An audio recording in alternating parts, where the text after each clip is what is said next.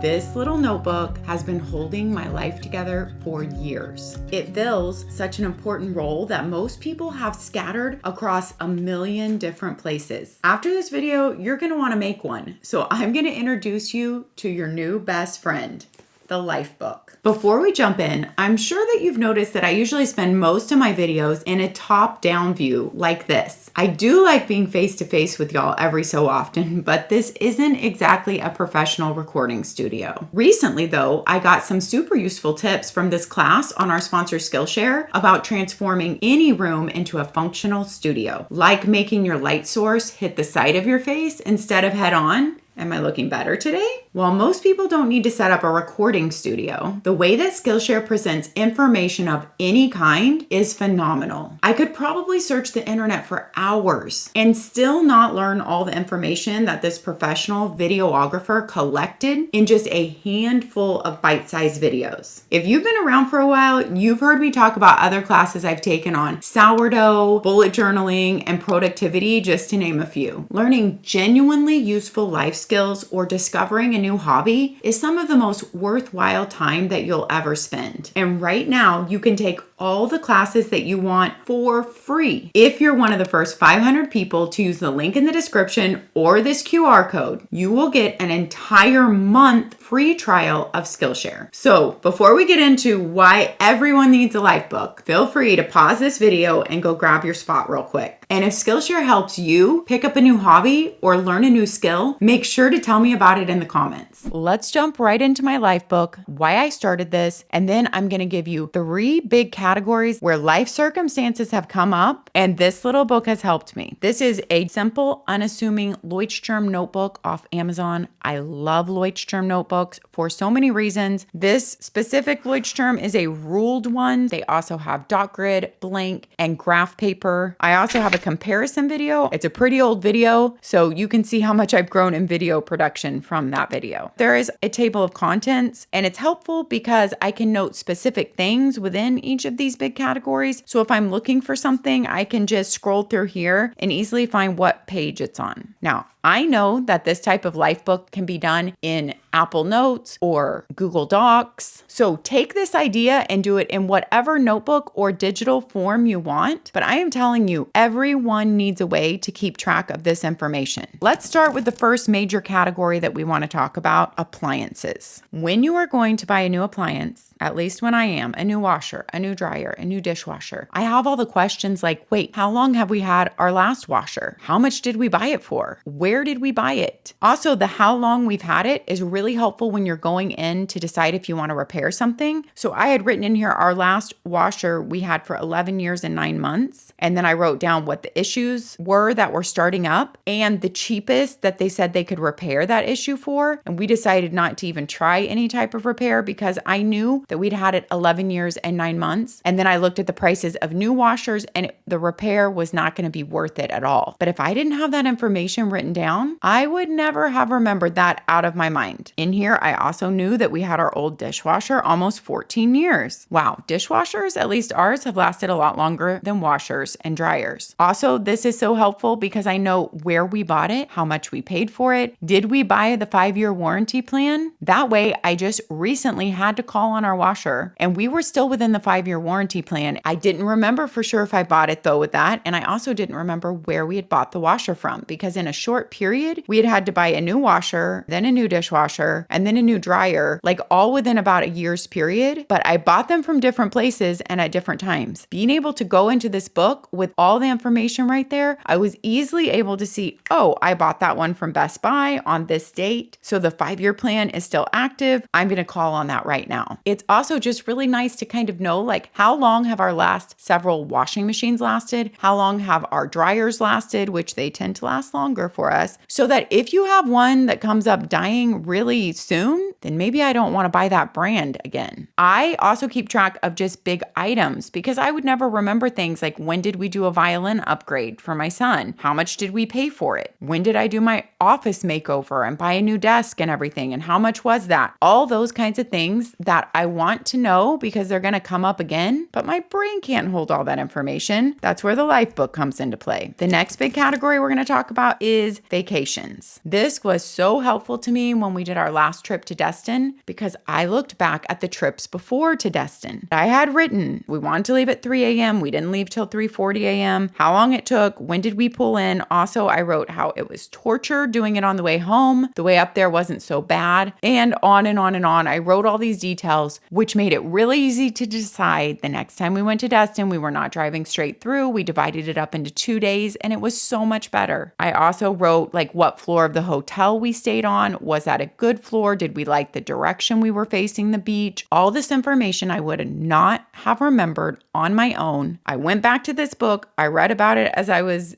booking the next trip, and it was extremely helpful. Also, just for a little memory keeping, although this is not really a memory keeping book, but it keeps some of those things, just to list out all the vacations and who was with us so that I can look back and see, oh, that was the last time we went there. That's who was with us. So that when planning the next trip, instead of just in my mind saying, oh, wow, we haven't been there for 5 years, I'm sure. And then I look back and I'm like, oh, actually, no, we just went there 3 years ago. So vacations is another category I love to record in here. There are so many things you could put into your life book. It's really whatever you need. I'm just pulling out 3 main categories today and the life circumstances where it helped me. The last category I will call is maintenance. Today I'm going to use the example of car maintenance, although I have just recently used it for house maintenance also to see who stained our fence last, what year did we do it in, what color did we use, because I didn't like it. And it was so helpful to have it all in one place, and I knew where to look for it. This also came in handy with repairs on my husband's car recently. Pierce has it up at college, up at BYU. And to remember what repairs happened before that, before he took it in. To also remember something that went wrong with the last repair that this place did. These are things I would not have just remembered off the top of my head. And you don't know that you will need this information again until you actually need it. Like some of the things I record in here,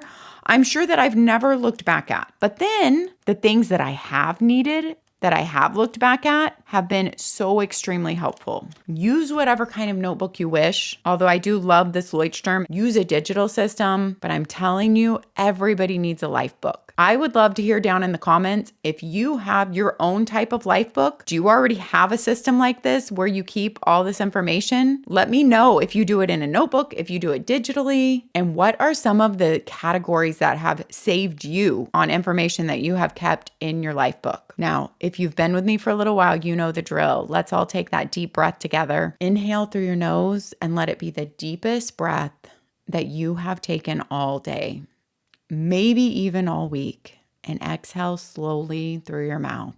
Take another deep breath. Today, I don't have a poem for you, but I have an invitation. Tell your body how much you love it this week. I feel like coming into January, there are so many ads shouting at us how we need to change ourselves. What if we only spoke nice words to our body? It's wonderful. It serves us so well. It does so much for us and our families to serve other people's, to complete our jobs. For this week, try that. Try to just speak kindly to your body and see how it makes you feel. You're doing a fantastic job this January, and so is your body. Unfollow those Instagram accounts that make you feel any bit of disappointment in your body or in yourself. Take another deep breath, friends. Doesn't that feel nice?